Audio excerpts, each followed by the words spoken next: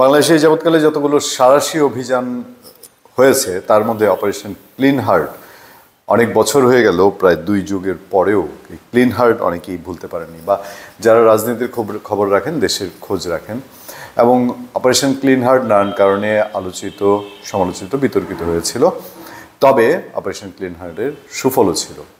বলতে পারেন যে যারা অপরাধী, যারা অন্যায় করেছে, তাদের মধ্যে অপারেশন ক্লিন হার্ট একটা ঝাঁকুনি দিতে পেরেছিল। এবং বেশ কিছু ঘটনা, মৃত্যু সে সময়ে আলোচিত হলেও এবার এসে অপারেশন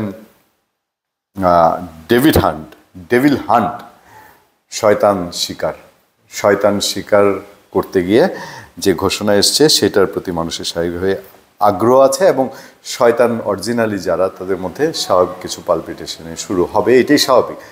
আমরা অপারেশন ডেভিল হান্ট সফল না হওয়ার আগে তেমন কিছু বলতে চাই না বা কমেন্ট করতে চাই না। প্রত্যাশা করি শয়তানের খোঁজে যেই চোখ পড়েছে সেই চোখ সফল হোক।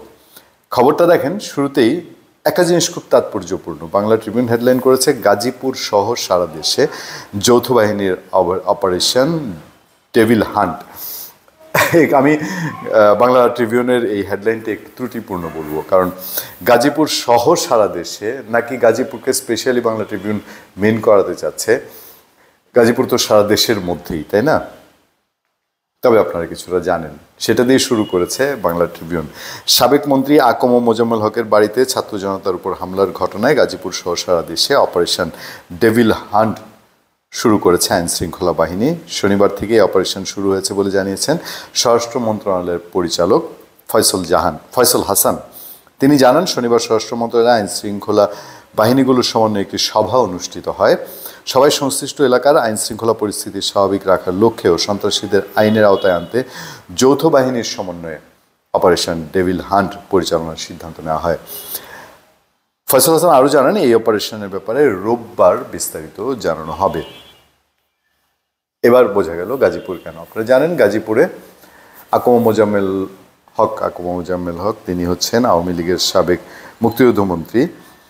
তার বাড়িতে বিশৃঙ্খল ঘটনা ঘটেছে, দ্বিপাক্ষিক অভিযোগ পাওয়া গেছে। বৈষম্যবিরোধী ছাত্র আন্দোলন তারা বলছে যে ওই বাড়িতে লুটপাট হচ্ছিল, খবর পেয়ে তারা সেখানে যাওয়ার পর সেইখানকার আওয়ামী লীগের লোকজন তাদের উপর আক্রমণ করেছে। আর যারা আক্রমণ করেছে, যদি অভিযুক্ত বলি, তারা বলছে যে না, এখানে বৈষম্যবিরোধী ছাত্র আন্দোলন বাড়িটি ভাঙচুর করতে এসেছিল, তখন তারা বাধা দিয়েছে, এবং এই ঘটনায় বৈষম্যবিরোধী ছাত্র আন্দোলনে 150 মানুষ গেলেও তাদের মধ্যে 7 জন আহত হয়েছে। সেসব ভিডিও রাতেই ছড়িয়ে পড়েছে সোশ্যাল মিডিয়ায়। সো গাজীপুরে যারা এই কাজটি করেছে তাদের উপর অপারেশন এই ডেভিল হান্টের যে একটা তীক্ষ্ণ চোখ থাকবে, এটা ইতিমধ্যেই পুলিশের যিনি কমিশনার সেখানে তিনি জানিয়ে দিয়েছেন গাজীপুর মহানগরের, যে এদেরকে ধরতে খুব স্পষ্ট পদক্ষেপ থাকবে এই অপারেশন ডেভিল হান্টের আওতায়। এবার কথা হচ্ছে, এটা কি পলিটিসাইজ হওয়ার কোনো সম্ভাবনা আছে কিনা? পলিটিসাইজ বলতে আওয়ামী লীগের বিরুদ্ধে বর্তমান সরকারের একটা সুস্পষ্ট স্ট্যান্ড আছে, ছাত্রলীগ নিষিদ্ধ করা হয়েছে। অপারেশনের নজরটা কোন দিকে বেশি থাকবে?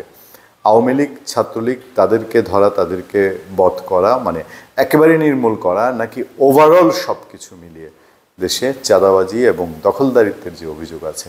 এর আগে একটি বড় মিটিং হয়েছে প্রধান উপদেষ্টার নেতৃত্বে ঢাকায় গত সপ্তাহে। সেই মিটিংয়ের সিদ্ধান্ত হয়েছে সারা দেশে যত রকম এই আওয়ামী লীগ, ছাত্রলীগের বিষয় পাশাপাশি নজরদারি থাকবে দখলদার এবং চাঁদাবাজদের বিরুদ্ধে।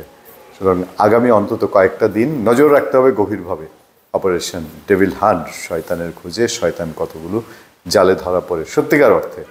ধন্যবাদ সবাইকে, ভালো থাকবেন, সুস্থ থাকবেন, দেখা হবে, কথা হবে। আপনাদের সাথে আমি আতিক রহমান পূর্ণিয়া।